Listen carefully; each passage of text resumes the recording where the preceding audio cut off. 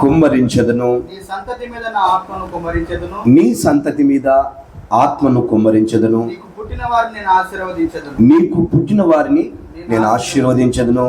నీటి కాలువల యొద్ద నాటబడిన నిరవంజి చెట్లు గడ్డిలో ఎదుగునట్లు వారు ఈ చక్కగా ఎదుగురు. దేవునికి స్తోత్రం కలుగును గాక. ఒక చక్కగా ఒక మాట గమనించాలి. నీకు పుట్టిన వారిని నేను ఆశీర్వదిస్తాను. దేవునికి మహిమ కలుగును గాక. పుట్టిన వారందరినీ దేవుడు ఆశీర్వదిస్తాడండి. ఈ మాట ఎవరితో అంటున్నాడంటే యాకోబుతో చెబుతున్నాడు. ఎవరితండి?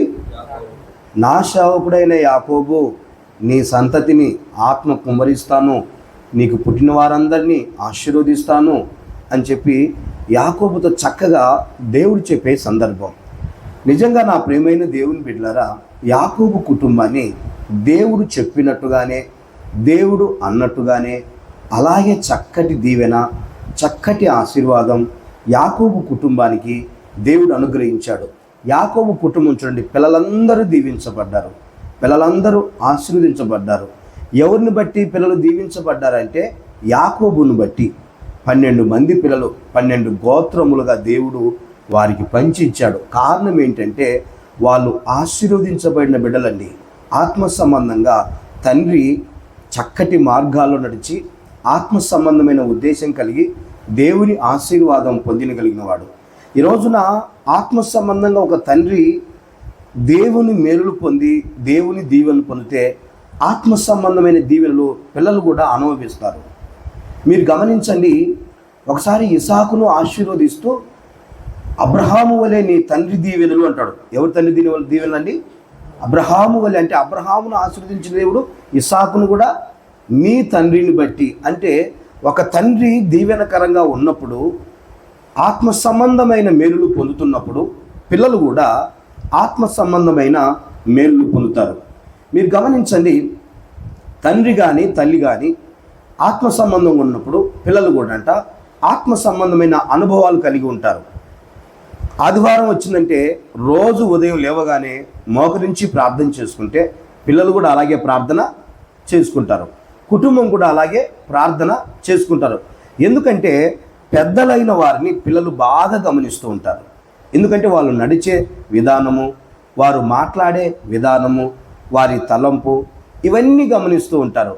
నా ప్రియమైన దేవుని బిడ్డలారా, కొన్ని పిల్లలు బాగా అంటే ఒక 4-5 సంవత్సరాలు లేక 7 సంవత్సరాలు వస్తే పిల్లలు తల్లిదండ్రుల గురించి కొన్ని మార్పులు వేస్తూ ఉంటారు. నాతో ఒక తమ్ముడు వచ్చి అంటున్నాడు, అన్నయ్య మా డాడీ బాగా పిసినారుడు అన్నయ్య అంటున్నాడు. ఎందుకురా అలా అంటున్నావు అంటే, లేదన్నయ్య మా డాడీ ఎలాంటి వాడంటే ఈరోజు నా బర్త్డే అన్నయ్య బయటికి తీసుకెళ్ళిపోయాడు, నాకు చక్కటి చొక్కా ఒకటి పాయింట్ ఒకటి ఇప్పించాడు. మరి మంచిదే కదరా అంటే, అక్కడ షాపులో మా డాడీ అంటున్నాడు అన్నయ్య ఇంకా 5-6 సంవత్సరాలు పనిచేయాలని చెప్పేసి పాయింట్ కిందికి చొక్కా కిందికి ఇప్పించాడంట. మరి పిసినారోడో కాదన్నయ్య చెప్పండి అన్నయ్య అంటున్నాడు. అలా అనకూడదు నాన్న, డాడీని అలా మాట్లాడకూడదు. మీ నాన్న ఎందుకు పిసినారయ్యాడు? ఎవరి కోసం? నీకోసమే.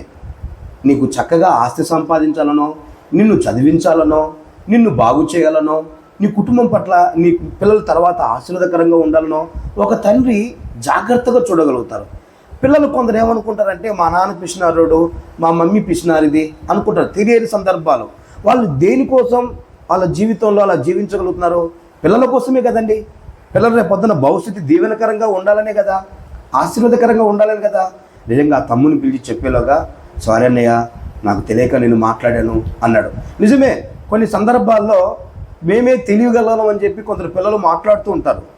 కానీ ఒకటి గమనించండి, పిల్లలకు మాత్రం అన్ని విషయాలు తెలుసు. పిల్లలకు తెలియదంటూ ఏది కూడా లేదు. అన్ని చక్కగా ఇప్పుడున్న పిల్లలు ఏంటంటే కంప్యూటర్ నాలెడ్జి, జ్ఞానం కలిగిన పిల్లలు, బాగా ఆలోచన కలిగిన పిల్లలు.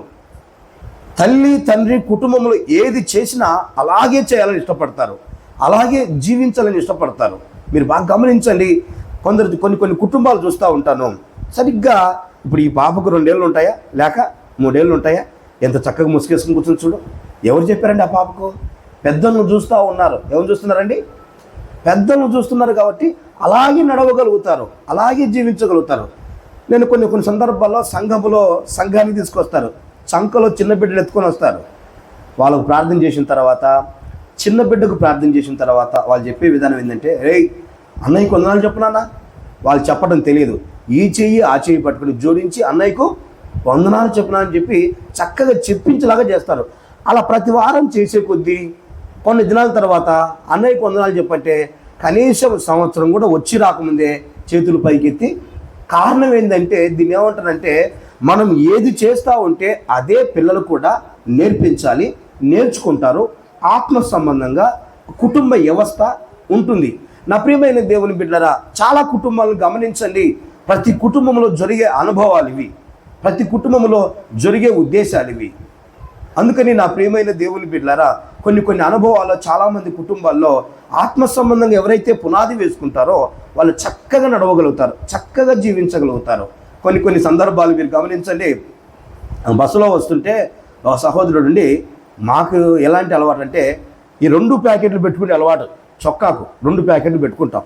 2 ప్యాకెట్లు ఎందుకు పెట్టుకోలే, ఒక ప్యాకెట్ పెట్టుకోవచ్చు కదా అన్నారు. దీనికోసం ఎందుకయ్యా, ఇది అలవాటు అయిపోయింది పెట్టుకుంటున్నాం అంటే నేను అన్నాను, ఇది మా ఆత్మీయ తండ్రి యేసన్న గారు పెట్టుకునేవారు. ఎవరు? ఆత్మీయ తండ్రి యేసన్న గారు. అంటే కొన్ని ఆత్మ సంబంధంగా పునాది ద్వారా నేర్చుకునే అనుభవాలు ఉంటాయి. ఆయన ద్వారా ఆయన కొంచెం తింటే మేము తింటామంతా. ఏవి నేర్చుకోవాలో అవి నేర్చుకుంటాం. ఆయన వల్ల కొన్ని చేయలేం, అన్నీ చేయలేం. ఎందుకంటే ఆయనకు సాధ్యమైంది, ఆయన చేయగలుగుతాడు. అన్నీ ఆయనలాగే చేయాలంటే వల్ల అవుతుందా? ఇందని చూస్తారు మీరు అందరూ కాదు కదా. కొన్ని అనుభవాలు వేరు కదా. ఆయన అనుభవం వేరు, ఆయన ఉద్దేశం వేరు. ఆయన ఎంతో ఉపవాసాలు ఉండి వేల సంఘాలు కట్టాడు. ఆయన పునాది వేరు, ఆయన సంకల్పం వేరు, ఆయన అనుభవాలు వేరుగా ఉంటాయి. కానీ కొంత జ్ఞాపకం చేసుకొని కొంత చేసే అవకాశాలు ఉన్నాయి. మన పిల్లలు కూడా చక్కగా నేర్పించగలుగుతుంటే కొన్ని చేయగలిగే అనుభవాలు ఉన్నాయి, కొన్ని ఉద్దేశాలు ఉన్నాయి, కొన్ని అన్నీ అర్థం చేసుకోగలుగుతారు. అందుకని సాధ్యమైనంత వరకు ఒక తల్లి తండ్రి చక్కటి మార్గాన్ని పిల్లలకు నేర్పించాలి. పిల్లలు నేర్చుకొని వారి భవిష్యత్తు దీవెనకరంగా ఆశీర్వాదకరంగా ఉంటుందండి. కొందరు చర్చికి వస్తూ ఉంటారు, బైబిల్ తీసుకురాకుండా చర్చికి వస్తారు. మరి పిల్లలు తెచ్చుకుంటారా? ఎవరు చూస్తారండి మీరంతా? తెచ్చుకుంటారా? ఎందుకంటే మా నాన్నగారే బైబిల్ తెచ్చుకోవడం నాకెందుకు అవసరమే లేదు. వాళ్ళ నాన్నగారు ఏం చేస్తాడంటే సెల్ ఫోన్ చూసుకుంటాడంట. దేని చూసుకుంటాడు? సెల్ ఫోన్లో చూసుకుంటాడు. మరి కొడుకేం చూసుకుంటాడు?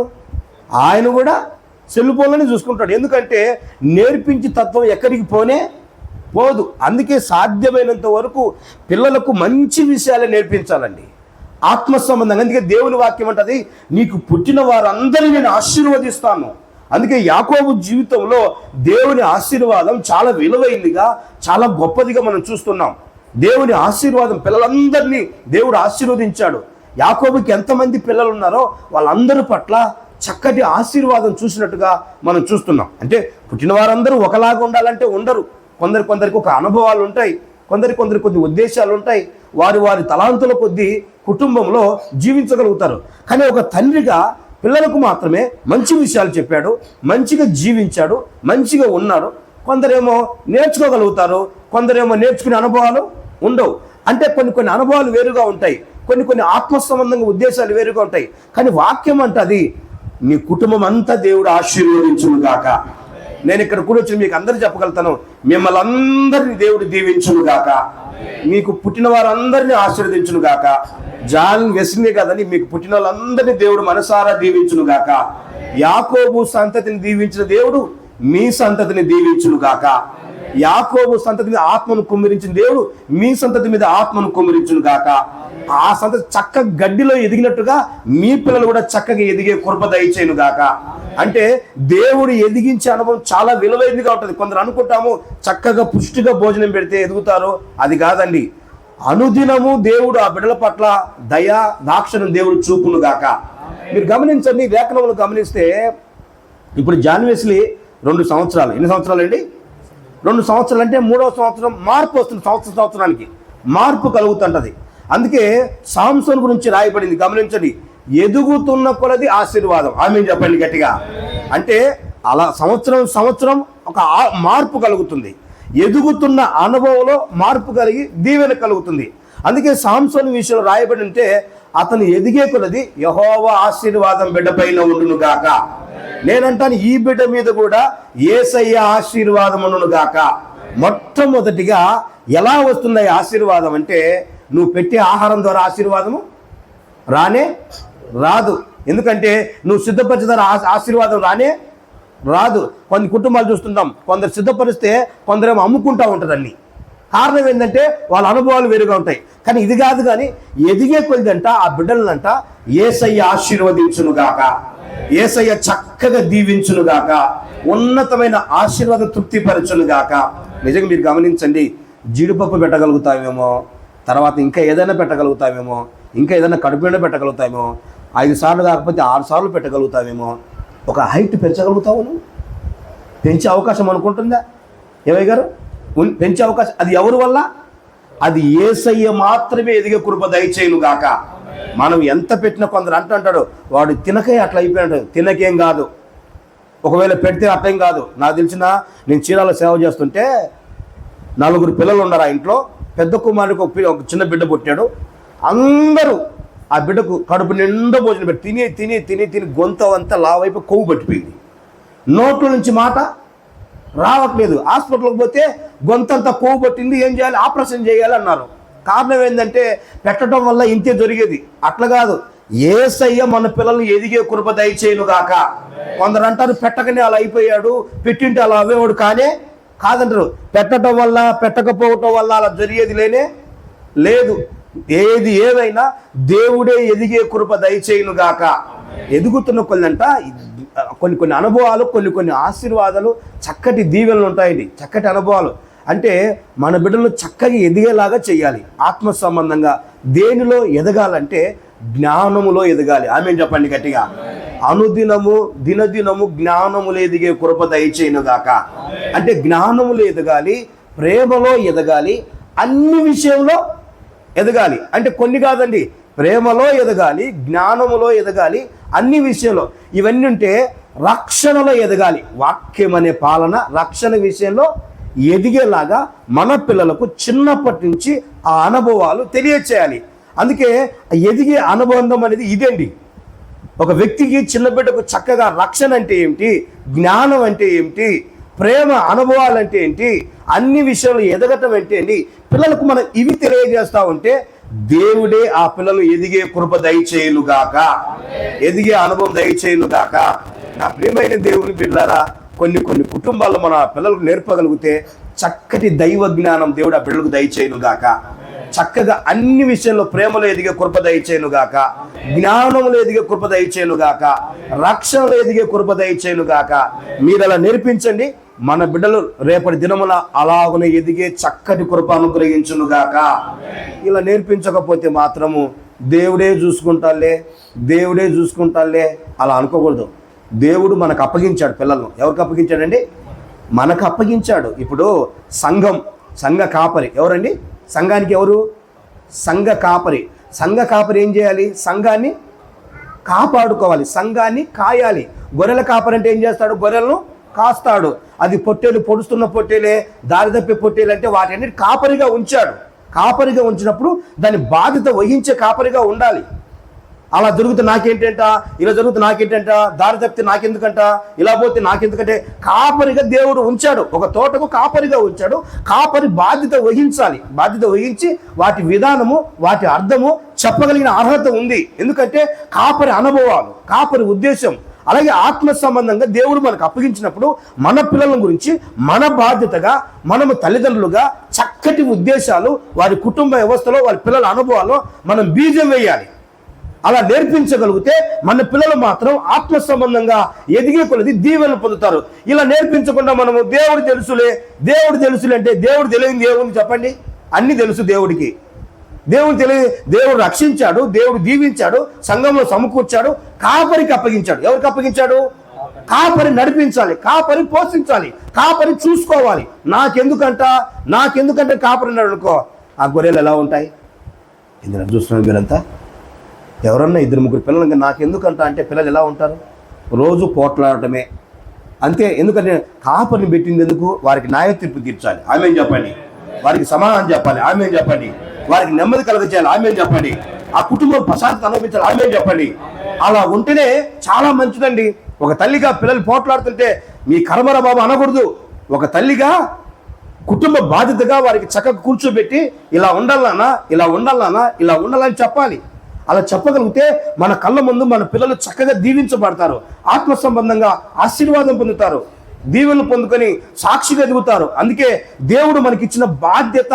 నాకు సంబంధం లేదని తల్లిదండ్రులు చెప్పకూడదు, నాకు సంబంధం లేదని కాపరి చెప్పచ్చునా?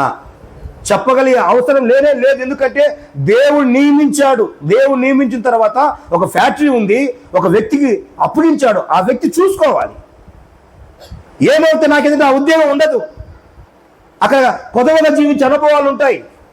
నాకేంటి అనుకుంటే కనుక అందుకే బాధ్యతగా నువ్వు తీసుకున్న జీతానికి, నువ్వు వెళ్తున్న ఉద్యోగానికి ఒక బాధ్యత వహించి అది చక్కగా నడిపించాలి. ఆత్మ సంబంధంగా ఉండాలి, ఆత్మ సంబంధమైన పునాది వేసుకోవాలి.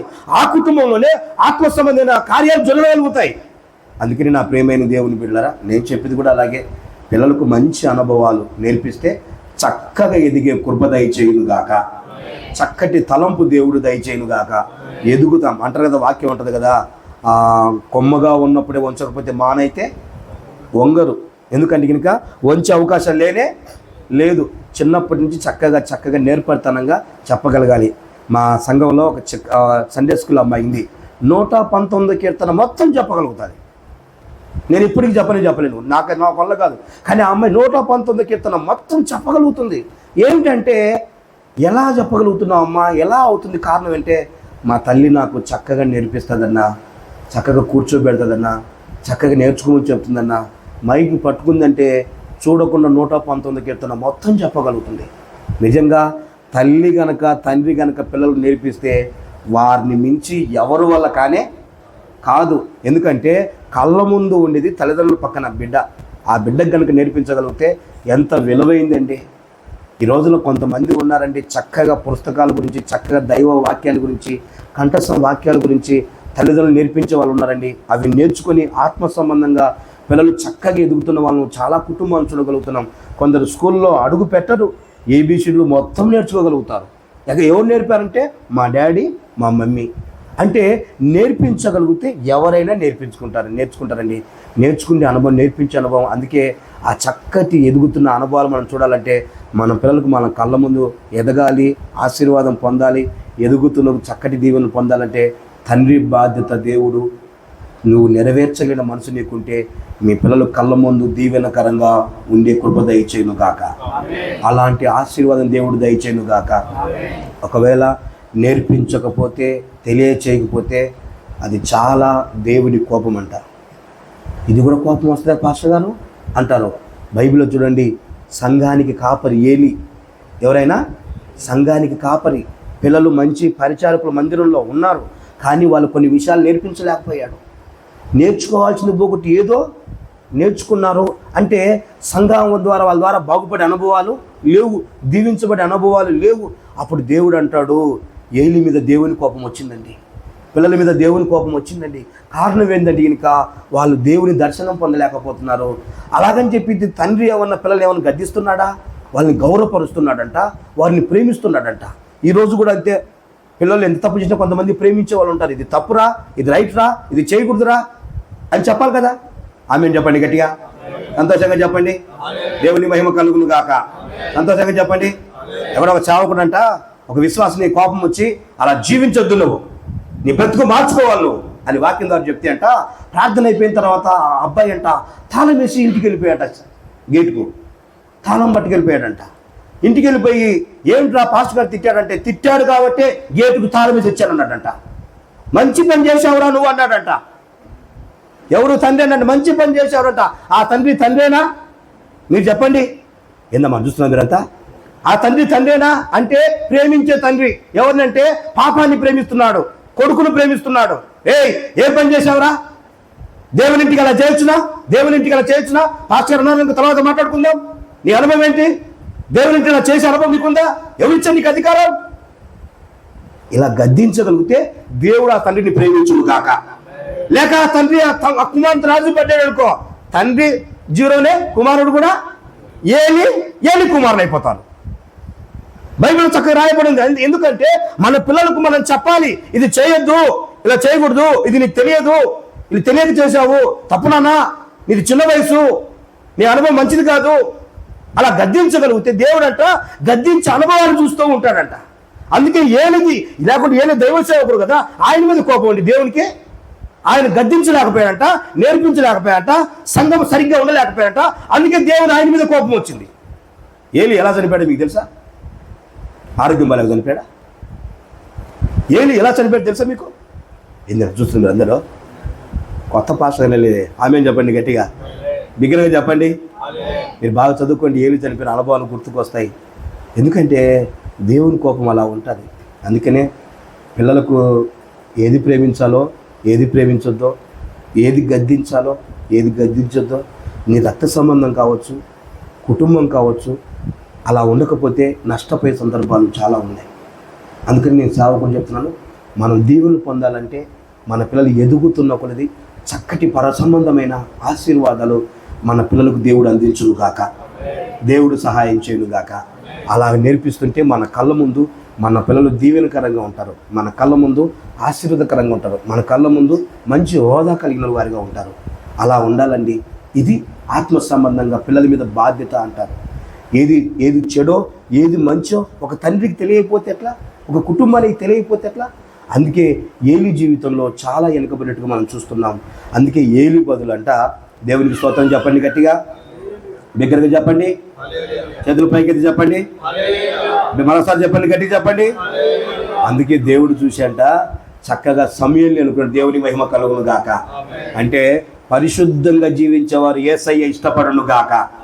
పిల్లలైనా పెద్దలైనా ఎవరైనా సరే. మరి సమయానికి ఎన్ని సంవత్సరాలు మీకు తెలుసా? బైబిల్లో చిన్న పిల్లవాడు పలానా 5 సంవత్సరాలు ఉన్నాయా? అయ్యారు లేవు కదా. అంటే చిన్న పిల్లవాడు అంట దేవుని మందిరంలో పరిచర్య చేసుకుంటూ దేవునికి ఇష్టమైన పని చేసుకుంటూ ఆత్మ సంబంధంగా జీవిస్తూ ఉంటే దేవుడు అంట ఆ బిడ్డతో మాట్లాడడానికి ఇష్టపడ్డాడంట. ఆస్తిని చూసి ఇష్టపడ్డాడా? మీరు చెప్పండి. పేదోడని చెప్పి ఇష్టపడ్డాడా? అందం ఉందని ఇష్టపడ్డాడా? ఏం మాట్లాడండి మీరు. ఎందుకు ఇష్టపడ్డాడు అంటే పుట్టుక మొదలుకొని దేవుని మందిరంలో ఉన్నాడు, తన పరిశుద్ధతను చూసి మంచితనాన్ని చూసి దేవుడు ఇష్టపడ్డాడు. ఈ రోజున కూడా మీరు గమనించండి, దేవుడు ఇష్టపడేది ఏంటంటే ఆస్తిని బట్టి ఇష్టపడాడు, అంతస్తుని బట్టి ఇష్టపడాడు, పేదవాడని చెప్పి ఇష్టపడాడు. ఇవి కాదండి. అంటే ఆ మనసు పేదవాడైనా ఉన్నవాడైనా ఏ స్థితిలో ఉన్నా ఆ మనసు ఎలాంటిది, ఆ జీవితం ఎలాంటిది, ఆ కుటుంబ వ్యవస్థ ఎలాంటిది. అందుకే సమయాల జీవితంలో పరిశుద్ధమైన జీవితం కలిగి ఉన్నాడు, ఆత్మ సంబంధమైన జీవితం కలిగి ఉన్నాడు. అందుకే దేవుడు అతన్ని తెలుసుకొని అతనితో మాట్లాడటం ప్రారంభించాడు. నా వైపు మీరు సూటిగా చూడండి. సమయాలు ఎప్పుడైనా ఏలి దగ్గరికి పోయి, అయ్యా ఏలి దైవజనుడా, నీ పిల్లలు మంచోళ్ళు కాదు, మరి బుద్ధి చెప్పు అన్నాడా? నాకు సమాధానం చెప్పాలి మీరు. ఏంటంటే అన్నాడా? అనలేదు. అంటే దీనికి అర్థం ఏంటంటే తెలుసా తెలియదు సమయాలకి? ఏలి పిల్లలు ఎలాంటివి తెలుసు కదా. ఎప్పుడు మంచి నీళ్ళు తాగుతారో, ఎప్పుడు గేట్లు తీస్తారో బయటికి, ఎప్పుడు టౌన్కి పోతారో తెలుసా తెలియదా? తెలుసు. అంటే ఏ సందర్భం తెలుసు. తెలిసినప్పుడు ఎప్పుడైనా ఏదని చెప్పాడా? చెప్పలేదు. అంటే ఇతను సమయంలో అంటే సాకులు చెప్పేవాడు కాదు. మొదటిగా ఏం చెప్పేవాడు కాదు? సాకులు చెప్పేవాడు కాదు. సాకులు చెప్పడం అనేది మహా మూర్ఖత్వం అండి. సాకులు చెప్పే అనుభవాలు లేవు. ఒకటే అనుభవం, ప్రార్థన చేసుకుంటాడు, పరిచయం చేసుకుంటాడు, దేవునితో మాట్లాడతాడు, ఆత్మ సంబంధంగా జీవిస్తాడు. ఇలాంటి ఒక ఆత్మీయ గుణం ఏంటంటే సాకులు చెప్పకూడదు. ఇతరుల గురించి ఆత్మ సంబంధంగా దేవుని చూడటము, చక్కగా ప్రార్థన చేసుకోవటము, దేవుని మందిరం ఉండటం, బలిపీఠం దగ్గర పడుకోవటం మరొక అనుభవం లేదు. పగలంతా ఏం జరిగిందో ఏలి దగ్గర పోయి కూర్చొని ఏలి దైవజనుడా ఇలా జరిగింది చెప్పాడా? చెప్పండి, చెప్పాడా? దేవునితో మాట్లాడి ఇవన్నీ పనులు ఎందుకండి? దేవునితో మాట్లాడే వాళ్ళకి ఇవన్నీ అవసరం ఏంటండి? ఆత్మ సంబంధంగా జీవించే వారికి ఇవన్నీ ఎందుకండి? అన్నీ దేవుడు చూసుకుంటాడు కదా. అందుకని ఇవన్నీ చెప్పకుండా మనసులో పెట్టుకొని ఆ రాత్రి దేవుడు మాట్లాడుతూ సమయాలు అంటే ఏలి గారు పిలిచారు. తిన్న ఏలి గారు తలుపు తట్టాడు. ఆయన అంటాడు, నేను నిన్ను పిలవలేదు, వెళ్ళి పడుకోపో. అలాగే 3 సార్లు అంటే మళ్ళీ పిలిస్తే మళ్ళీ పోతే, నేను పిలవలేదు, వెళ్ళి పడుకోపో అన్నాడు. మళ్ళీ పిలిచి డౌట్ వచ్చి అనుభవం ఉంది కానీ దర్శనం లేదు. అనుభవం ఉంది కానీ దేవుడు ప్రత్యక్షత లేదు. పెద్దవాడే, వయసు పెద్దదే, కానీ దేవుని ప్రత్యక్షత కోల్పోయాడు. తను చేసుకున్న అనుభవాలను బట్టి కోల్పోయాడు, తను జీవిస్తున్న అనుభవాలను బట్టి కోల్పోయాడు. ఒకప్పుడు చక్కగా మాట్లాడిన వాడే, ఒకప్పుడు మంచి అనుభవం చేసిన వాడే, ఒకప్పుడు మంచిగా ఉద్దేశం జీవించిన వాడే, ఒకప్పుడు మంచి ప్రసంగం చేసిన వాడే. ఇప్పుడు ప్రసంగం చేస్తున్నాడు కానీ ప్రత్యక్షత లేదు. చూస్తున్నారు అందరూ మీరు. నిజమే కదా. ఏలి ప్రసంగం చేస్తున్న వారం ప్రసంగం చేస్తాడు, చేస్తాడు. ఏం లేదు మరి. ప్రత్యక్షత లేదు. ప్రసంగం చేసేవాడే ప్రత్యక్షత లేని జీవితం జీవిస్తున్నాడు. అందుకే దేవుని వాక్కు లేదు. ఏం చెప్పాలో ప్రజలకు, ఏం చెప్పకూడదు. ఎందుకంటే చెప్పిన ఆ అనుభవం లేదు, ఆ ఉద్దేశం లేదు. అందుకే అనుభవం ఉంది కాబట్టి సమూయేలు, ఒకవేళ నేను ఈసారి ఎవరైనా పిలిస్తే చిత్తం ప్రభువా నీ దాసుడైన నేను ఆలకిస్తున్నానని చెప్పు అన్నాడు.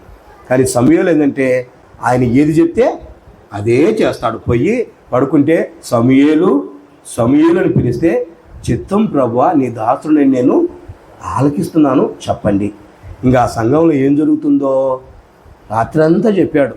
ఎప్పుడంతా చెప్పాడండి? రాత్రంతా చెప్పాడు. చెప్పి ఏం జరగాలో ఏం జరగకూడదో ఎలా ఉండాలో అలా చక్కగా చెప్పాడు. ఆయన మీరు గమనించండి, సమూయేలు బుడ్డోడు కదా, బుడ్డోడికే చెప్పడం మాట్లాడుతున్నాడు. కానీ ఏదైతే మాట్లాడే ఈయన ఏంటంటే ఈయన ఏ పాటికి ఎప్పుడు చెప్పున్నాడు, నాకు చాలా వయసు ఉంది, నాకు చాలా అనుభవం ఉంది, నాకు చాలా ఉద్దేశం ఉంది, పునాది వేసినప్పుడు నేనే ఉన్నాను. ఎవరు? ఏలి గారు. కానీ ఏమి లేదు నాకు. ఏందమ్మా విచిత్రంగా చూస్తారు మీరు? ప్రత్యక్షత లేకుండా ఏం మాట్లాడితే ప్రయోజనం ఉందండి? ప్రత్యక్షత ఉండాలి కదా. ప్రత్యక్షత ఉండే విలువ చాలా గొప్పది కదా. ప్రత్యక్షత ద్వారా చాలా దీవెనలు పొందుకుంటాం, చాలా ఆశీర్వాదం పొందుకుంటాం. అందుకనే చిన్నపిల్లవాడైనా దేవుని ప్రత్యక్షత అయిందంటే పరిశుద్ధత కలిగి ఉన్నాడు, ఆత్మ సంబంధంగా జీవిస్తున్నాడు, చెప్పింది చేయగలుగుతున్నాడు, చెప్పింది వినగలుగుతున్నాడు, చెప్పింది వినగలుగుతాడు. కాబట్టి అతని జీవితంలో గొప్ప దీవెన పొందగలుగుతున్నాడు. ఈరోజు నా ఆత్మీయ జీవితంలో ఏదైతే మనం చెప్తే వినగలుగుతామో అదే ఆశీర్వాదం, అదే దేవుని మాట. దేవుని స్వరం ఎప్పుడైనా సమయాలు విన్నాడా? దైవ సేవకుడు చెప్పడం ద్వారా ఆ స్వరాన్ని అంగీకరించి వాటిని అర్థం చేసుకుని ఆయనతో మాట్లాడటము, ఆయన ఇన్నతో మాట్లాడటము రాత్రి అంతా జరిగింది. తెల్లవారిన తర్వాత వచ్చాడు, నానా సమయంలో ఏం జరిగిందయ్యా? ఏం లేదయ్యా అంటే అప్పుడు కూడా చెప్పడానికి ఇష్టపడలేదు. మైనస్ చెప్పాడు, ప్లస్ అయితే చెప్తాడు. ఏదంటే అది చెప్పడు. ఏది నోటుకు వచ్చేది కొంతమంది మాట్లాడతారు, ఏదైతే అది మాట్లాడతారు. ఇది చెప్తే బాధపడతారేమో, ఇది కుంగిపోతారేమో అని ఆలోచన లేదు. ఏది పడితే అది మాట్లాడతారు. మంచి మాత్రమే మాట్లాడాలి. ఆమె చెప్పండి గట్టిగా. మనమైతే ఏది పడితే తినకూడదు. ఏది తినాలో అని తింటామా? చెప్పండి, అని తింటామా? ఏది తినాలో అదే తినాలి. అది మనకు ఆహారంగా ఉంటుంది, మంచిగా ఉంటుంది. ఈయన కూడా ఏది మాట్లాడాలో అదే మాట్లాడతారు. బలవంతం చేసి అడిగితే ఏం లేదయ్యా, అదే పిల్లల గురించి మాట్లాడాడు, నీ గురించి మాట్లాడాడు, జరిగే విషయాన్నంతా ఆయన మాట్లాడాడు, చక్కగా చెప్పేశాడు. ఉన్నది ఏం మాట్లాడో జరిగిన సంగతి మొత్తం చెప్పేశాడు. అప్పుడు బలవంతం చేస్తుంటే చెప్పాడు. ఆత్మ సంబంధం గమనించండి. అందుకు దేవుడు సమూయేలుతో మాట్లాడటం, సమూయేలు ఇప్పుడు కూడా తప్పు పట్టడం. ఎందుకంటే సాక్ష్యం కలిగిన సమూయేలు ఆత్మ సంబంధంగా జీవించేవాడు. ఆత్మీయుల గుణం ఎలా ఉంటుందంటే, పునాది ఆత్మ సంబంధం ఎంత చక్కగా ఉంటుందంటే, ఆత్మీయులు ఇతరుల వైపు చూడలే, దేవుని వైపు మాత్రమే చూస్తారు. దేవుని వైపు చూసి ఆత్మ సంబంధంగా ఉండగలుగుతారు. దేవుని వైపు మాత్రం చూడగలిగితే ఆత్మీయ కుటుంబం చాలా విలువైనదిగా ఉంటుంది. నిజమండి, ఆత్మ సంబంధంగా దేవుని చూడాలి, మనుషులను చూడకూడదు. దేవుని వైపు ఎప్పుడైతే చూస్తామో ఆ దేవుడు మన జీవితంలో నూతన ఆశీర్వాదము, నూతన జీవము మన జీవితంలో కలగచేసి ఆత్మ సంబంధంగా మనకు పునాది వేసి మనల్ని చేయి పట్టుకొని నడిపించును గాక. ఆత్మ సంబంధమైన కార్యాలు మన కుటుంబంలో చేయును గాక. ఎందుకంటే దేవుని వైపు మనం చూస్తున్నాం కాబట్టి, దేవుని వైపే చూస్తున్నాం కాబట్టి. నిజంగా దేవుడే మన ఇంటికి వచ్చి, చెప్పండి నా వైపు చూడండి మీరు బాగా, దేవుడే మన ఇంటికి వచ్చి నేను ఆశీర్వదిస్తాను అని చెప్పగలుగుతాడా? చెప్పగలిగే ఆత్మీయత మనలో ఉందా? మనకు ఒక దైవ సేవకుడు పెట్టాడు, మిమ్మల్ని ఆశీర్వదించును గాక, మిమ్మల్ని దీవించును గాక, దైవ సేవకుని ద్వారా మిమ్మల్ని అందరిని ఆశీర్వదించును గాక. నీకు బాగా తెలుసు, అన్న పోయి ప్రార్థన చేసుకున్న తర్వాత దైవ సేవకులు కూడా కొన్ని సందర్భాల్లో దేవుళ్ళు ఏం కాదు, దేవుడు కాదు, వాళ్ళు కూడా మనుషులే. అన్న ప్రార్థన చేసుకుంటా ఉంటే పెదవులు కలిసి మూలుగుతుములు ప్రార్థన చేసుకుంటే ఆయనకున్న సాంప్రదాయం అంటే, ఏం తాగి వచ్చినావని ఉదయమే, తాగి వచ్చావని అంటాడు. తాగి వచ్చావు ఉదయమే, అలా పెదవులు కొద్దిగా ఏడుస్తున్నావు, తాగి వచ్చావా అంటాడు. నీ దాసురాన్ని నేను తాగి రాలేదయ్యా అలా అనకూడదు. నా సంగతి ఎంత ప్రభువుకి చెప్పి నేను బ్రతిమలాడుతున్నాను అన్నప్పుడు ఆ దేవుడు నిన్ను ఆశీర్వదించును గాక, ఆ దేవుడు చేసిన మనకి జవాబు దయచేను గాక. ఆయన దీవించాడు. నాట నుంచి ఆ ఇంటికి నవ్వు కలిగింది. ఆమె చెప్పండి. నాట నుంచి దుఃఖం లేదు, సంతోషం ప్రారంభమైంది. కుటుంబంలో గర్భఫలం తెరిచాడు. ఎంత కృతజ్ఞత అండి అన్నాకు, నిజంగా ఎంత కృతజ్ఞత అండి. ఒక్క మగబాబుని దయచేయ్యా అవమానం తొలగించయ్యా, చక్కగా వాడిని నీ సన్నిధిలో అప్పగిస్తానయ్యా, నీకు చెల్లిస్తానయ్యా అని చెప్పి మొక్కుకుంది. దేవుడు అలాగే చేశాడు. పాలు విడవక ముందే భర్తను నేను తీసుకుపోతానండి, దేవుని మందిరంలో అప్పగిస్తానండి, నేను తీసుకెళ్తానండి. ఎంత ఎంత కృతజ్ఞత అండి నిజంగా. అన్న చక్కటి కృతజ్ఞత జీవితం. నేను అంటాను, అన్నకున్న కృతజ్ఞత దేవుడు మనకు దయచేయును గాక, దేవుడు మనకు అనుగ్రహించును గాక. ఎత్తుకెళ్ళిపోయి మందిరంలో పెట్టి కృతజ్ఞతగా దైవ సేవకు చెప్పి, అయ్యా దైవజనుడా, ఆ రోజు ప్రార్థన చేశావే, నువ్వు దీవించావే, ఆ బిడ్డే ఈ బిడ్డనయ్యా అని చెప్పగానే సాగిలపడి వందనాలు చెప్పగలుగుతున్నాడు. కారణం ఏంటంటే కృతజ్ఞత కలిగిన తల్లి అండి, కృతజ్ఞత కలిగి జీవిస్తున్న తల్లి అండి, దేవునికి మాట ఇచ్చింది, మాట నెరవేర్చిన తల్లి అండి, ఆత్మ సంబంధంగా జీవించే తల్లి అండి. ఈరోజున మన వ్యక్తిగత జీవితంలో కృతజ్ఞతగా దేవుడు మన పట్ల ఏదైనా చేసినప్పుడు, దేవునికి మనం చెప్పుకున్నప్పుడు కృతజ్ఞతగా చెల్లించే అనుభవం మనకి ఎప్పుడైతే ఉంటుందో మన జీవితంలో యేసయ్య నూతనమైన కార్యాలు జరిగించును గాక. అన్న ఏమని ప్రార్థన చేసింది? ఒక్క మగబావును. ఎంతమంది పుట్టారు? పిల్లలు ఉన్నారు, తర్వాత మళ్ళీ కుమారులు కూడా పుట్టారు. కారణం ఏంటంటే కృతజ్ఞతగా దేవుడు కృతజ్ఞత కలిగిన కుటుంబాలను దేవుడు ఆశీర్వదించును గాక, దేవుడు దీవించును గాక. ఎందుకంటే కృతజ్ఞత కలిగిన వాళ్ళు చక్కటి అనుభవం, దేవుడు కృతజ్ఞతాస్తుతులు చెల్లిస్తే వారి పక్షమున యేసయ్య ఉండును గాక. ఈరోజు కృతజ్ఞతగా నిజంగా పెళ్లి రోజే కానీ పుట్టినరోజే కానీ దేవుని స్తుతించగలుగుతున్నారు. మాకంటే ముందు, మా బ్రదర్ కంటే నాకంటే ముందు ఈ ఇంటికి యేసయ్య వచ్చాడు. ఆమేన్ చెప్పండి. ఎందుకు వచ్చాడో? భోజనం పెడతారని వచ్చారా? చెప్పండి, ఎందుకు వచ్చాడో? ఇలా చూస్తుంది మీరంతా. నన్ను స్తుతించగలుగుతాను, నేను వారిని ఆశీర్వదిస్తాను. నాకు ప్రార్థన చేయగలుగుతా, నేను వారిని ఆశీర్వదిస్తాను. అందుకే ఈ స్థలానికి ముందు యేసయ్య వస్తాడు. ఎక్కడన్నా కృతజ్ఞత కూటం అని చెప్పండి, ప్రార్థన కూటం అని చెప్పండి, ఆ ఇంటికి ముందు యేసయ్య వెలును గాక. ఎందుకంటే ఆ ఇంట్లో దైవ సేవకుడు ప్రార్థన చేసినా, ఆ ఇంట్లో ఆతిథ్యం తీసుకున్నా అది యేసయ్య తీసుకున్నట్టే. ఆమేన్ చెప్పండి గట్టిగా. యేసయ్య దీవించును గాక, యేసయ్య ఆశీర్వదించును గాక. నిజంగా మీరు చిన్న మంది అయిన మంచి బిడ్డలండి, చక్కగా ఆమేన్ అని మిమ్మల్ని అందరినీ యేసయ్య దీవించును గాక. నిజంగా అనుభవం లేకుండా ఇంక చక్కగా మీరు చెప్పారండి. మంచి కుటుంబాలు ప్రభువైన యేసుక్రీస్తు మీతో కూడా ఉండును గాక. మీ కుటుంబాలన్నిటినీ దేవుడు దీవించును గాక. నిజంగా మనం ఆమేన్ చెప్తున్నప్పుడు మన యేసయ్య ఎంత సంతోషపడతాడంటే అవి అంటే మన జీవితంలో నెరవేరును గాక. నిజంగా జాన్విస్లే కాదు, ఈ కుటుంబమే కాదు, మన పిల్లలు ఉన్నారు, మన కుటుంబాలు ఉన్నారు. ఇలా కృతజ్ఞత ఎప్పుడైతే చెల్లిస్తామో నిజంగా ప్రభువైన యేసుక్రీస్తు వారు ఆ ఇంట్లో ఉంటాడు, ఆ కుటుంబాన్ని దీవిస్తాడు. కృతజ్ఞత చెల్లించే కుటుంబాలు విస్తరించునుగాక. అందుకే అంట వాక్యం అంటది, ఎదుగుతున్న కొలది ఆశీర్వాదం. ఆమేన్ చెప్పండి గట్టిగా. ఎప్పుడండి ఆశీర్వాదము? మీరు కావాలంటే ఇంకా కొలత పెట్టుకుని వెసిలిని ఒక 6 నెలలకు మళ్ళీ పెరుగును గాక. ఎందుకంటే ఎదుగుతున్న కొలది ఆశీర్వాదం. ఎందుకంటే ఆశీర్వదించేది ఎవరు? చెప్పండి, ఎవరండి? మనం ఏదో ముద్దపప్పు పెట్టడం తినడం ఆశీర్వాదం కాదు. యేసయ్య జీవము దయచేయును గాక, యేసయ్య ఆశీర్వదించును గాక, యేసయ్య గొప్ప కార్యం చేయును గాక, యేసయ్య ఆశీర్వాదం అనుగ్రహించును గాక, ఆ బిడ్డల మీద కుమ్మరించును గాక, దేవునికి మహిమ కలుగును గాక. అది మన బిడ్డల జీవితంలో మనం జ్ఞానం నేర్పాలని చెప్పాను, ప్రేమ కలిగి అన్ని విషయాలు చెప్పాను. ఇవన్నీ గుర్తుపెట్టుకొని ఎందుకు చెప్తున్నంటే ఇలాంటి ఆశీర్వాదం మన బిడ్డ మీద ఎల్లప్పుడూ గాక. బైబిల్ అంటది, ఎవరినయ్యా ఆశీర్వదించిందంటే భయభక్తులు గల వారిని ఆశీర్వదించును గాక. ఏముండాలంట? భయము. 115వ కీర్తనలో రాయబడింది కదా 13వ వాక్యంలో, పిల్లలేమి పెద్దలేమి తన యందు, అంటే పెద్దలు కావచ్చు పిల్లలు కావచ్చు, వీళ్ళు ఎలా ఉండాలి? భయభక్తులు కలిగి ఉండాలి. భయభక్తులు కలిగి ఉన్న వారిని ప్రభు అయిన యేసుక్రీస్తు వారు ఆశీర్వదించును గాక. మనం రెండో విషయం గుర్తుపెట్టాలి. మన పిల్లలకు ఏం నేర్పించాలంటే భయభక్తులు. ఏంటండి ఇది? పిల్లలు కావచ్చు పెద్దలు కావచ్చు, భయభక్తులు నేర్పాలండి. భయభక్తులు నేర్పించగలిగితే చక్కగా వారి కుటుంబ వ్యవస్థలో పిల్లలు భయము భక్తి ఎప్పుడైతే ఇవి స్టార్ట్ అవుతాయో దాని ద్వారా చక్కటి దీవెనలు పొందుకుంటారండి. నిజంగా బైబిల్ రాయబడిన మాట, ఓరేబుకి తీసుకెళ్ళంట మందిరంలో దేవునికి భయపడుట నేర్పించండి. ఆమేన్ చెప్పండి. మీరు నేర్చుకోండి, తర్వాత మీ పిల్లలకు నేర్పించండి. ఏం నేర్పించాలి? దేవునికి భయపడుట నేర్పించండి. మీ పిల్లలు ఉన్నారు, దైవ సేవకుడు ఇంటికి వస్తాడు, చిన్నపిల్లలు వాళ్ళకి ఏం తెలుసు? కుర్చీలో కూర్చొని కాళ్ళ మీద కలసం కూర్చుంటారు. అరే మంచిగా కూర్చున్నారు, అలా కూర్చోలరా అని చెప్పాలనా? రే దైవ సేవకుడు కింద కూర్చో అని చెప్పాలనా? ఏందండి? ఏం చెప్పండి? అలా కూర్చోకూడదు నాన్న. దైవజనుడు దైవ సేవకుడు ముందు అలా ఉండకూడదు.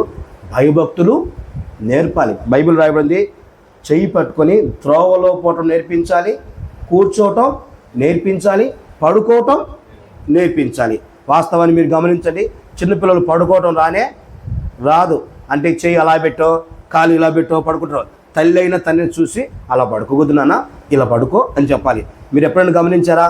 ఏ తల్లి అయినా, ఇదిగో ఈ వాక్యం చెప్పి నేనైనా, మన తల్లిదండ్రులు చెయ్యి పెట్టి నడిపించకుండా ఎవరు మన పెద్దవారం? మార్గంలో వెళ్తున్నప్పుడు చూడండి, చెయ్యి పట్టుకొని, అది బస్సు కానీ లారీ కానీ ట్రైన్ కానీ చెయ్యి పట్టుకొని ఎంత చక్కగా నడిపిస్తారు. అంటే నేర్పించే గుణం అంటే భయభక్తులు చక్కగా చెయ్యి పట్టుకొని మన పిల్లలకు అలాంటి అనుభవాలు దయచేయును గాక. అలా నేర్పించగలిగితే పెద్దవారైనా దాని నుంచి తొలగిపోకుండా గాక. అందుకే వాక్యం, బాలుడు నడవలసిన మార్గం వారికి నేర్పండి, పెద్దవాడైనా సరే తొలగిపోడు. నిజంగా ఆ అబ్రహాం గారు ఇసాకు మరి ఏం నేర్పించడం మనకు తెలుసు. కానీ ఆత్మ సంబంధం గమనించండి. దేవుడు నీ కుమారుని తెచ్చి బలి అర్పించమని చెప్పాడు. కానీ ఒకే కుమారుడు అండి, తిన్నగా సారమ్మకు చెప్పకుండా తీసుకుని పోయాడు. కొడుకును పట్టుకెళ్తూ కట్టెలు తీసుకుంటూ నిప్పు పట్టుకొని వెళ్తున్నాడు. నానా అన్నాడు. ఏంటి కుమారుడా? కాదు నాన్న, కట్టెలు ఉన్నాయి, నిప్పు ఉంది, మరి గొర్రెపిల్లదిగే బలి అర్పణ అర్పించాలి కదా, నువ్వు ఎప్పుడైనా తీసుకుపోతే గొర్రెపిల్లని పట్టుకెళ్తావు కదా నాన్న. అవి యెహోవా చూసుకున్నాడు గాక. నిజంగా ఒక తండ్రిని అడిగితే తండ్రి కన్నీళ్లు పెట్టి ఎంత బాధ ఉంటుందండి. అది యెహోవా నెమ్మదిగా అన్నాడు, అలాగే నెమ్మదిగా వెళ్ళిపోయాడు.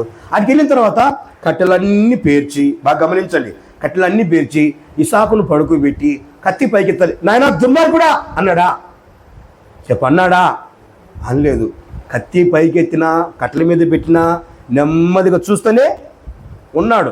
ఆయనకే 3 ఏళ్ళు కాదు, 4 ఏళ్ళు కాదు, ఇంచుమించు వయసు కలిగిన వాడే.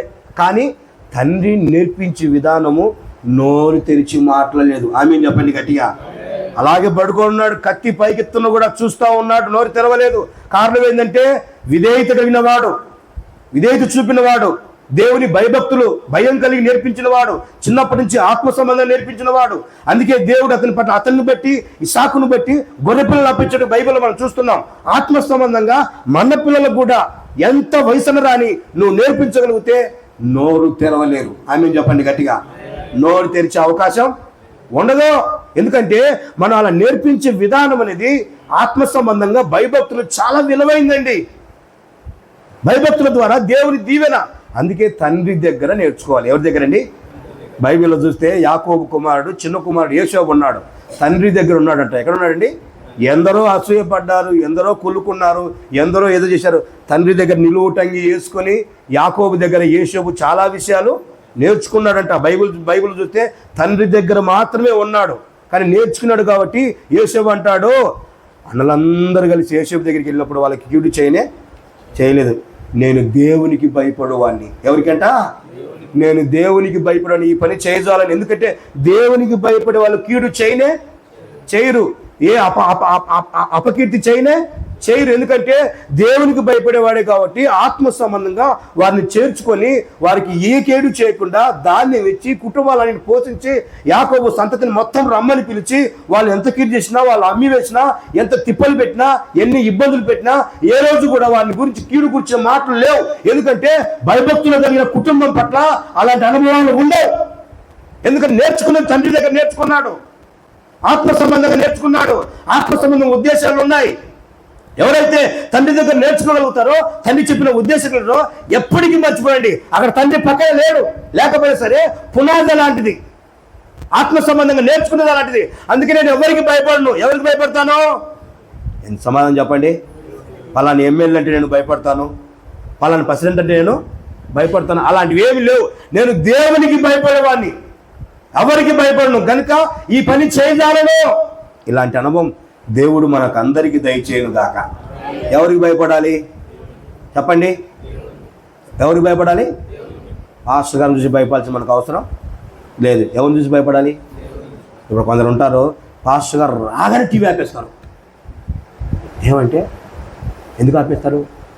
ఆయన చూస్తే మళ్ళీ ఏమని అనుకుంటారు కదా, ఆయన మైకు దొరికిందంటే అది వరకు చెప్తారు. మళ్ళీ 10 నిమిషాలు పసంగా గడిచిపోతాను అనుకుంటాడు. మైకి దొరికిందంటే ఆదివారం చెప్పగలుగుతాడు. ఒక ఇంటికి వెళ్ళాను, ఒక తల్లి కళ్ళు ఆర్పకుండా కళ్ళజోడు పెట్టుకుని సీరియల్ చూస్తూ ఉంది అని చెప్తానని చెప్పి ఆయన రాగానే తీపేస్తాను. అంటే ఇప్పుడు భయం ఉందంటారా లేదంటారా? ఏంటంటే పాస్టర్ గారిని చూసి భయపడేవాళ్ళు, దేవుని భయం. నేనంటాను పాస్టర్ గారి భయం కాదు, యేసయ్య భయం మనలో పునాది వేయాలి. ఆమె చెప్పండి. యేసయ్య భయం ఉంటే ఎవ్వరు చూస్తున్నా లేదు. యేసయ్య మనం అందుకే దావీదు అంటాడు, నేను కూర్చున్నా చూస్తున్నాడు, పడుకున్నా చూస్తున్నాడు, త్రోవలు వెళ్ళినప్పుడు ఎక్కడున్నా ఆయన చూస్తున్నాడు. ఆయన కాదు నేను ఏమి అది మనసులో పెట్టుకోవాలి. ఎప్పుడు యేసయ్య నన్ను చూస్తూ ఉన్నాడు. ఆయనంట భూమి మీదకి త్రొంగి వంగి మనల్ని చూస్తున్నాడు. నిజంగా మీరు గమనించండి, ఒక తల్లి పిల్లలను గమనించడో, ఒక పాస్ గారు కాపరిగా గొర్రెలందరినీ గమనించడో, కానీ యేసయ్య అందరినీ తొంగి అంట చూస్తున్నాడట. నా పిల్లలు ఎలా ఉన్నారు, నా పిల్లల పరిస్థితి ఎలా ఉంది. అందుకని యేసయ్య చూస్తున్న తలంపు మన అందరిలో ఉండును గాక, మన కుటుంబ వ్యవస్థలో ఉండును గాక. యజమానులు చూసి భయపడటము, పాస్టర్లు చూసి భయపడటము, ఇంకే చూసి ఇవన్నీ కాదు. యేసయ్యను చూసి భయపడినప్పుడు అందరికీ భయపడతారు. ఆమె చెప్పండి. ఎందుకంటే ఏమాత్రం జరగాల్సిన అవసరమే లేదు. నీతిమంతులు సింహం వల్లే ఉండును గాక. నీతిమంతులు ఎప్పుడు భయపడాల్సిన అవసరమే లేదు. ఎందుకంటే వాళ్ళకి ఏ ధైర్యం అంట నీతిమంతులకు చెప్పండి. నీతిమంతులు సింహం వలె అంటే సింహం లాంటి ధైర్యం యేసయ్య దయచేయును గాక. ఎవరికి ఇస్తున్న ధైర్యము? నీతిమంతులకు మాత్రమే దయచేయును గాక. నీతిమంతులు అలాంటి ధైర్యం యేసయ్య అనుగ్రహించును గాక. నేను చెప్పే విధానం అంతా ఒకటే. మన పిల్లలకు చక్కగా, పిల్లలేమి పెద్దలేమి, దేవుని యందు భయభక్తులు, చక్కటి మార్గాలు దేవుడు మన బిడ్డలకు నేర్పించును గాక. అలాంటి అనుభవాలు దయచేయును గాక. మనం వాళ్ళని నేర్పించగలిగితే, నేను నేర్పించింది ఏంది, ఈరోజు వాడు చేసేది ఏంటి అనాల్సిన అవసరమే లేదు. మనం నేర్పించగలిగితే, మనం పునాది వేయగలిగితే, మనం చెప్పగలిగితే, ఆత్మ సంబంధంగా మన పిల్లలు అలాగే నేర్చుకును గాక, అలాగే సహాయం చేయను గాక. ఒకవేళ మనం బ్రతికి ఉండగా కొన్ని చేయలేకపోవచ్చు, పిల్లలు అది త్రోవ తప్పిపోవచ్చు. మనం కళ్ళు మూసి ప్రభు దగ్గరికి పోతాం కదా, అప్పుడన్నా గుర్తు, మా నాన్న ఏం చెప్పేవాడు, మా అమ్మ ఏం చెప్పేది, అప్పుడన్నా గుర్తు చేసుకొని ఆ పునాది మీద జీవించడానికి కుటుంబ వ్యవస్థ ఉంటుందని వాక్యం సెలవిస్తుంది. అందుకే నా ప్రియమైన దేవుని బిడ్డలారా, మన పిల్లలకు దేవుని యందు భయభక్తులు నేర్పండి. మన కళ్ళ ముందు మనం చూస్తుండగా వాళ్ళు ఆశీర్వాదం పొందుతారు, దేవుని పొందుతారు, ఆశ్చర్యమైన కార్యాలు. నిజంగా దేవుని భయభక్తులు అనేది చాలా విలువైందండి, చాలా గొప్పదండి. ఈరోజున మన వ్యక్తిగత జీవితంలో దేవుని యందు భయభక్తులు మనం ఎవరైతే అలాగ పునాది వేసుకుంటామో, ఈ మాటలు బోధిస్తున్న సేవకు నేనైనా, ఈ మాటలు వింటున్న మీరైనా, దేవుడికి అందరి సమానమే. అందరూ మనము దేవుని యందు భయభక్తులు కలిగి జీవించి మనకు సిద్ధపరిచిన పరలోకానికి మనం ఏర్పాటు చేసిన అనుభవం కలిగి ఉండాలని ఒక సేవకుడిగా మిమ్మల్ని నేను బ్రతిమలాడుతున్నాను. ఆ భయభక్తులు కలిగి జీవిస్తే దేవుడు తప్పకుండా ఆశీర్వాదంతో మన కుటుంబాలను, మన బిడ్డలను నింపును గాక. దేవునికి మహిమ కలుగును గాక. ఒకటేమో ఎదిగేకులకి దేవుని ఆశీర్వాదం ఉంటుంది, భయభక్తులు కలిగితే ఆశీర్వాదం ఉంటుంది. ఇంకొక విషయం చెప్తాను. పిల్లలంట ఏదన్నా కార్యక్రమం దీవించబడాలంటే పాస్టర్ గారి దగ్గర తీసుకుపోవాలంట. ఎక్కడ తీసుకుపోవాలి? నోటి చెప్పండి గట్టిగా. పాస్టర్ గారి దగ్గర తీసుకుపోయి ఆ పాస్టర్ గారు చెప్పి చక్కగా ప్రార్థన చేయించాలి. పాస్టర్ గారి దగ్గర తీసుకుపోయి ప్రార్థన చేయిస్తే ఎవరు ప్రార్థన ఆలకిస్తారు చెప్పండి? యేసయ్య ప్రార్థన ఆలకిస్తాడు. నిజంగా యేసయ్య దీవిస్తాడు. నా ప్రియమైన దేవుని బిడ్డలారా, మీరు గమనించండి. ఈ మధ్య ఒకడు బాగా 10th క్లాస్ చక్కటి బాగా చదవగలుగుతాడు, మా మంచి అనుభవం ఉంది. ఒకడేమో మొద్దోడు అని చెప్పి రాయబడింది. మొద్దోడు అని చెప్పి వాడు ఎప్పుడు చూసినా వాడు మొద్దోడు అంటాడు. వాడు ఏం చేశాడంటే ఎగ్జామ్స్కి వెళ్తూ వచ్చినప్పుడల్లా పాస్టర్ గారితో చిన్న ప్రార్థన చేయించుకోమని అని చెప్పి రోజు చర్చికి వచ్చి ప్రార్థన చేయించుకుంటున్నాడు. వాడేమో నాకేంటి నేను చదవగలుగుతాను చెప్పి వాడు వెళ్ళాడు. చివరికి మొద్దోడే పాస్ అయ్యాడు, వాళ్ళు ఫెయిల్ అయిపోయారు. కారణం ఏంటంటే కొందరు దేవుని నమ్మరు, చర్చికి వస్తారు కానీ ఆ విశ్వాసము ఉండదు, ఆత్మ సంబంధం జీవితం ఉండదు. బైబిల్ అందుకే ప్రభు అయిన యేసుక్రీస్తు వారు బోధిస్తున్న సమయంలో మా చిన్న బిడ్డలను చేయి పెట్టి ఆశీర్వదించండి. ఎలాగండి? మా చిన్న బిడ్డలను చేయి పెట్టి బోధకుని దగ్గర తీసుకెళ్ళిపోతే శిష్యులు ఆటంకపరిచారట. ఆటంకపరిచే అనుభవాలు ఉన్నాయి. చిన్న బిడ్డలను ఆటంకపరచకని వారిని నా ఎద్దకు యేసయ్య చిన్న బిడ్డలను ఆహ్వానించును గాక. నా ఎద్దకు రమ్మని చెప్పి ఎత్తుకొని కౌగిలించి చేతులు చాపి ఆశీర్వదించడం మేము బైబిల్లో చూస్తున్నాం కదా. ఈరోజును కూడా మన పిల్లలు ఇదే దేవుని యేసయ్యని పిలవటం ఏంటంటే, ఈరోజు బర్త్డేకు సేవకులు వచ్చారే, ఈ ఇంటికి అప్పుడే వచ్చాడు యేసయ్య. ఆమేన్ చెప్పండి. దీన్ని అంటారు బోధకుని పిలవటము అంటారు. ఏమంటారండి? బోధకుని పిలవటము అంటారు. కొందరు ఏం చేస్తారంటే బోధకుని పిలవకుండా చిన్నాన్నని పిలిచి, పెదనాన్నని పిలిచి, చిన్నత్తని పిలిచి, పెద్దత్తని పిలిచి, అందరిని పిలిచి కేక్ కట్ చేసుకుని ఆనందపడతారు కొంతమంది. చూశారండి? అప్పటికి అక్కడ యేసయ్య వస్తాడా? చెప్పండి. రానే చిన్నమ్మకు పెద్ద పట్టు చీర, పెద్దమ్మకు పట్టు చీర కొనిపెట్టి అన్నీ చేసి అంగాము చేసి మటన్ కర్రీ వండి అన్నీ చేసుకుని మొత్తం చేసుకుంటారు. కానీ అక్కడ యేసయ్య ఉన్నాడా? కానీ ఇక్కడ యేసయ్య ఉన్నాడు. ఆమేన్ చెప్పండి. ఎందుకంటే బోధకుని పిలవటం అంటే ఇదే. మా బిడ్డలు మీరు ఆశీర్వదించండి అంటే ఈ దేవుడు ఆశీర్వదించడం కారణం ఏంటంటే అందుకే ప్రార్థన చేయటము, వాక్యము బోధించటము, ఆత్మ సంబంధంగా దీవించబడటం అంటే మన బిడ్డలను యేసయ్య ఆశీర్వదించునుగాక. ఎప్పుడు యేసయ్య చేతిలో ఉండునుగాక, యేసయ్య కౌగలించుకొనుగాక, యేసయ్య హస్తము చాపి దీవించునుగాక. ఆయన హస్తము చాపి దీవిస్తే సంవత్సరం సంవత్సరం సంవత్సరం సంవత్సరం దేవుని ఆశీర్వాదం మన బిడ్డలపైన ఎల్లప్పుడూ ఉండునుగాక. అందుకే మన బిడ్డల జ్ఞానం విషయంలో కానీ ఆత్మ సంబంధంగా అన్ని విషయంలో నేర్పరిగా కుటుంబ వ్యవస్థలో చక్కగా ఉండగలుగుతారండి. అందుకే నా ప్రియమైన దేవుని బిడ్డలారా, మన బిడ్డలకు చక్కటి విషయాలు ఆత్మ సంబంధంగా ఏ కార్యం ఉన్నా మీరు గుర్తుపెట్టుకోండి, తిన్నగా చర్చి దగ్గర తీసుకుపోవాలి. ఆమేన్ చెప్పండి. మనకు దగ్గరే పాస్టర్ గారి దగ్గరే. ఆమేన్ చెప్పండి గట్టిగా. ఎక్కడ తీసుకుపోవాలంట? చర్చి దగ్గర ప్రార్థన చేయించుకోవాలి. చిన్నపిల్లడు ఆరోగ్యం బాగుండదు, జ్వరం వచ్చినది, హాస్పిటల్కి పోవాలా, పాస్టర్ గారి దగ్గర పోవాలా? మీరు చెప్పండి అమ్మా. హాస్పిటల్కి పోవాలా? పాస్టర్ గారి దగ్గరికి వెళ్ళాలి. మీరు గమనించండి, పాస్టర్ గారి దగ్గరికి ప్రార్థన చేయించుకుంటే ఆయన స్వస్థపరచును గాక, ఆయన దేవుడు దీవించును గాక. చిన్నపిల్లలకు భలే విశ్వాసం. కొంతమందికి చిన్న బలహీనత ఉన్నట్టే పాస్టర్ గారి దగ్గరికి వెళ్ళి ప్రార్థన చేసుకుంటారు. కొంతమంది ఉన్నారు కానీ కొంతమందికి విశ్వాసం ఉండదు. మీకు బాగా తెలుసు, బాగా ఎప్పుడు వింటుంటారు. సండే స్కూల్ టీచర్ అంట యేసయ్య 5 రొట్టెలు 2 చేపలు అంతమందికి పెంచి పెట్టాడంటే అప్పట్లో రొట్టె బండి చక్రం అంతా ఉంటుంది అన్నాడంట. ఎంత ఉంటుందంట? బండి చక్రం అంతా ఉంటుంది, లేకుంటే పెద్దగా ఉంటుంది, అందుకే అంతమందికి పంచి పెట్టాడు అన్నాడంట. ఆ చిన్న సండే స్కూల్ చిన్న మంది అంట, మరి యేసయ్య అంత చక్రం లాగా ఉంటే మన చేతులు ఎత్తి పట్టుకున్నాడుగా. అలా ఉంటాయా అంటే కొంతమంది వాళ్ళకు వాళ్ళే లెక్కల మాస్టర్లు, వాళ్ళకు వాళ్ళే లెక్కలు వేసుకోవటం, వాళ్ళకు వాళ్ళే చెప్పుకోవటం. అంటే యేసయ్య గుణం అంటే ఆయన చేతిలోకి వస్తే మనం దీవించబడతాం. ఆయమని చెప్పండి. ఎందుకంటే మనకున్నది ఎంత దీవెన కదా. ఆయన చేతిలోకి ఎప్పుడైతే వస్తామో అప్పుడే దీవెన. అంటే మనం ఎక్కడికి వెళ్ళాలి? మనము యేసయ్య చేతిలోకి వెళ్ళాలి. ఆమేన్ చెప్పండి గట్టిగా.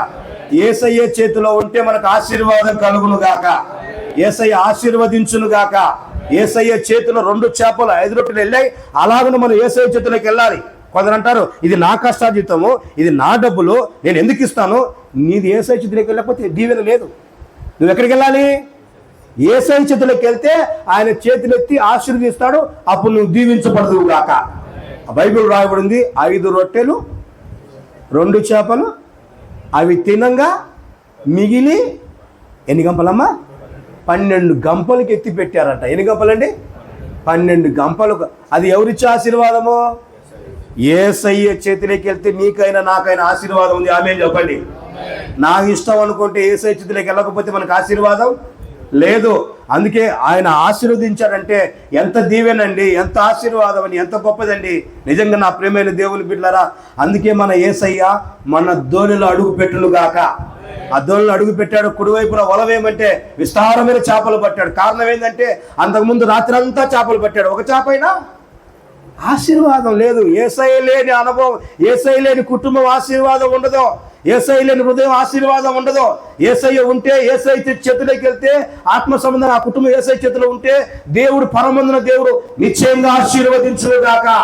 ఆయన పిల్లలుగా మనకు దీవెన కలిగే కృప దయచేయును గాక. నేనేంటి, నా సొమ్ము నేను తింటున్నాను, నా అన్న నేను తింటున్నాను, నా బట్ట నేను కట్టుకుంటున్నాను, ఆయన ఎవరు నాకు చెప్పేది అనుకున్నావంటే బైబిల్లో నా బలని అట్లా చేశాడన్న బైబిల్ అట్లాగుంది. యెషయా దేవుడు, దావీదేవుడు, దావీదు కుమారుడు దేవుడు, వాడెవడు ఈడెవడు అలా అనొచ్చునా? మందలందరినీ కాపాడింది దావీదు, రౌలుని కొట్టి దూరం చేసింది దావీదు, అందరినీ క్షేమం కలిగించింది దావీదు. కానీ కృతజ్ఞత లేకుండా పోయింది. ఎవరికి? నాబాల్ అనే వ్యక్తి కృతజ్ఞత లేదు. ఆయన ఎవరు ఈయనెవడు అంటున్నాడు. నోరు ఎలా వస్తే అలా మాట్లాడితే ఆత్మ సంబంధంగా ఉండాలి కదా, దేవుడు కాపాడే కృతజ్ఞత ఉండాలి కదా. కానీ వాళ్ళ ఆవిడందే బైబిల్లో సుబుద్ధి కలిగిన స్త్రీ. ఆమేన్ చెప్పండి. నిజంగా ఆవిడ దేవుడు దీవించును గాక, ఆవిడ ఆశీర్వదించును గాక. అందుకే అంట ఆవిడ మాత్రం చక్కగా పిండి వంటలు చేసి మాంసం తీసుకొని నిజంగా ఎంత దీవెనంటే ఎన్ని రకాలంటే తీసుకెళ్ళిపోయి దావీదు చేతిలో పెట్టిందంట. అయ్యా ఏమనుకోద్దు, క్షమించండి అయ్యా, మా ఆయన కొంచెం మోటుడయ్యా, తెలియక మాట్లాడయ్యా, ఈ తప్పు నాదని మీరు చెప్పండి. ఆమె తప్పు చేసిందా? చేయనే. ఈ తప్పు నాదని క్షమించండి అయ్యా. అడిగిన వెంటనే దావీదు 400 మందితో కత్తులు పట్టుకొని వస్తున్నాడంట. పురుషుడైన వాడిని ఒక్కడు కూడా వెంటనే మనసు మారిపోయింది. నిజంగా ఒక మనసు మారాలంటే పురుషుల కంటే స్త్రీలకి మనసు మారుతుంది. ఆమె చెప్పండి గట్టిగా. నిజంగా మీరు మాట్లాడితే ఎలాంటి వ్యక్తులైనా మారిపోవును గాక, ఎలాంటి కుటుంబాలైనా మారిపోవును గాక, మీ జీవితంలో యేసయ్య అలాంటి కార్యాలు చేయను గాక. అందుకే బైబిల్ అంటది సుబుద్ధి కలిగిన స్త్రీ. ప్రతి విషయంలో ఆత్మ సంబంధంగా మనం ఉండాలని ఇవన్నీ ఎందుకు చెప్తున్నంటే మనం అంతా దేవుని బిడ్డలము, ఆల్రెడీ రక్షణ పొందాము, ఆత్మ సంబంధంగా ఉంటున్నాం. మనం నడిచే మార్గాల్లో మనం దేవునికి ఎలా ఉంటే మంచిదని ఒక సేవకుడిగా గుర్తు చేస్తున్నాను. ఇది అందుకే ఈరోజు పెళ్లి రోజుగా, పుట్టినరోజుగా దేవుడు ఇవన్నీ జ్ఞాపకం చేసుకున్నాడు. ఈ కుటుంబాన్ని కూడా దేవుడు దీవించునుగాక. ఇక్కడ కూడి వచ్చిన మనం కూడా ఈ చక్కటి మాటలు, యేసయ్య మాట్లాడే మాటలు మనం అందరం వింటున్నామంటే ఎంత ఆశీర్వాదం అండి. యేసయ్య మాట్లాడేది చాలా విలువైందండి. 1000 సంవత్సరాల క్రితమే బైబిల్ లేఖనం రాయబడింది. కానీ ప్రతి మాట మనకు విడుదలవుతుంటే అది రుచికరంగా ఉంటుంది. ప్రతి మాట యేసయ్య మాట వింటూ ఉంటే ఆశీర్వాదకరంగా ఉంటుంది. యేసయ్య మాటను మనం వింటూ ఉండాలండి. యేసయ్య మాటను ధ్యానిస్తూ ఉండాలండి. కొందరు ఏంటంటే కనుక సరిగ్గా వినరు దేవుని వాక్యాన్ని. మీరు ఎప్పుడన్నా బాగా గమనించి చిన్న మాట చెప్పి ముగిస్తాను. తల్లిలో చెప్పండి. ఆకలిస్తున్నాను తల్లిలో చెప్పండి. ఎవరికి ఆకలి కాలేదా? నాకు ఆకలిస్తుంది. ఆకలి అవ్వట్లేదు ఎవరికి? సమయం అయితే ఎవరికి ఆకలిస్తుంది కదా. దేవునికి మహిమ కలుగును గాక. మీరు గమనించండి, సండే పూట సాంబార్ చేస్తారు చర్చిలో. చేస్తారా? ఇక చేస్తారా? చేయరా కదా? చేస్తారు. సాంబార్లో మునక్కాయలు వేస్తారా? రేట్ ఎక్కువ వేయట్లేదా? సాంబార్లో మునక్కాయలు వేస్తారా? మునక్కాయలు చూడండి, మీరు కావాలి గమనించండి. మీ పక్కన కూర్చొని గమనించండి. కొందరు మాత్రం మునక్కాయ అపేషులుగా అటనేసి పక్కన పెడతారు. కొందరు చూడండి, కొందరు మాత్రం నోట్లో పెట్టి ఆ దవడకు ఈ దవడకు నమిలి నమిలి నమిలి నమిలి పిప్పి చేసి పక్కన పెడతారు. అంటే అఫీషియల్గా తినటం మంచిదా, నవిలి నోటి తినటం మంచిదా? అబ్బా, మిమ్మల్ని దేవుడు దీవించును గాక. ఎలా తినాలి? అట్లాగా దేవుని వాక్యం అలా పనిచేయును గాక. అంటే నువ్వు అలాగా అయ్యో కమ్మగా ఉంటుందా అట్లా చీపి అలా వదిలిపెట్టావంటే దాని టేస్ట్ నువ్వు చూడనే. అందుకని దాని లోతు అనుభవించాలి, దాని లోతు చూడాలి, బాగా నవలాలి. అందుకని కొందరు ఏంటంటే కనుక వెంటనే right to left pass fail చేస్తారు. అది కాదు, మనం వినగలుగుతున్నామా? దాన్ని వినగలిగే మనసు మన జీవితంలో ఉంటుందా? అందుకని బాగా నెవరు వేయాలి. బైబిల్ రాయబడింది ఆ వాక్కులు అలా ఉన్నాయో లేవో అని పరీక్షిస్తున్నారంట. ఆమె చెప్పండి గట్టిగా. అంటే ఆ సంఘస్థులు అంట అలా ఉన్నాయో లేవో అని పరీక్షిస్తున్నారంట. అందుకే ఆ కుటుంబాలు దినదినంలో దీవించబడుతున్నాయి. అందుకని మునక్కాయ అలా తినాలి. ఆమె చెప్పండి. నేను ఎప్పటికైనా మునక్కాయ ఎవరేమన్నా అనుకొని నేను అప్పుడప్పుడు కొంత ఇంటికి వెళ్తే కనుక ఎట్టు తింటున్నాడు ఏంటి అనుకుంటారు. వాళ్ళు చూసే కొద్ది ఇంకి కుదింటాను నేను. ఎందుకంటే కనుక అది నెమరు మనం వేయాలి. ఆమె చెప్పండి. ఎందుకంటే ఆ పవర్ను మనం అనుభవించాలి. వాక్యం కూడా మన జీవితంలో అలా పని చేయునుగాక. అలాంటి వాక్యానుసారమైన జీవితం మనకు దయచేయునుగాక. మన కుటుంబానికి అనుగ్రహించునుగాక. ఈ కుటుంబాన్ని దీవించునుగాక. దేవుడు ఈ బాబును చక్కగా యెస్రెని దీవించునుగాక. ఈ గుడారంలో బిడ్డలందరినీ దీవించునుగాక. పరసంబంధమైన ఆశీర్వాదముగాక. తరతరముల వరకు ఈ కుటుంబాన్ని యేసయ్య ఏలుబడి చేయునుగాక. రవి వాక్యం దీవించునుగాక. ప్రార్థన చేసుకుందాం. ఎవరికి వాళ్ళు చక్కగా కళ్ళు మూసుకొని చిన్న ప్రార్థన చేసుకుందాం. చక్కగా చేతులు పైకెత్తి ఒక మంచి అనుభవం కలిగి ఆత్మ సంబంధంగా దేవుడు ప్రభువు మన